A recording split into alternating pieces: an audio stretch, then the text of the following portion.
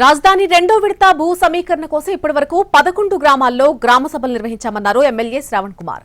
పొన్నికలలో గ్రామస్తులు గ్రామసభ వద్దన్నారని, వారి మనోభావాలు దెబ్బతినకూడదని రద్దు చేశామని చెప్పారు. ఈ విషయాన్ని సీఎం దృష్టికి కూడా తీసుకెళ్తామన్నారు ఎమ్మెల్యే శ్రావణ్ కుమార్.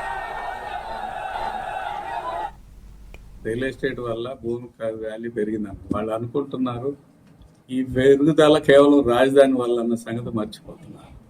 రాజధానిలో అభివృద్ధి ఎక్స్టెండ్ కాకపోతే ఈ భూముల విలువ తగ్గిపోయి చివరికి నేను ఎందుకు ఇట్లా నిర్ణయానికి వచ్చామని ఫీల్ అయ్యే పరిస్థితి కూడా వస్తాం. వెళ్ళాలి అనేది రాష్ట్ర ప్రభుత్వం నిర్ణయం. రాష్ట్ర ప్రభుత్వం నిర్ణయాన్ని మార్చుకుందాం అనుకోండి, అప్పుడు ఈ భూములకు విలువ కూడా రాకుండా పోతుంది.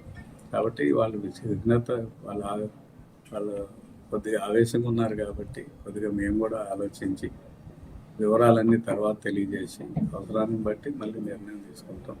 కానీ ఇక్కడ జరిగిన పరిస్థితులన్నింటినీ ప్రభుత్వ దృష్టికి తీసుకెళ్తాం. రియల్ ఎస్టేట్ వల్ల భూమి వాల్యూ పెరిగిందని వాళ్ళు అనుకుంటున్నారు. ఈ పెరుగుదల కేవలం రాజధాని వల్ల అన్న సంగతి మర్చిపోతున్నారు. రాజధానిలో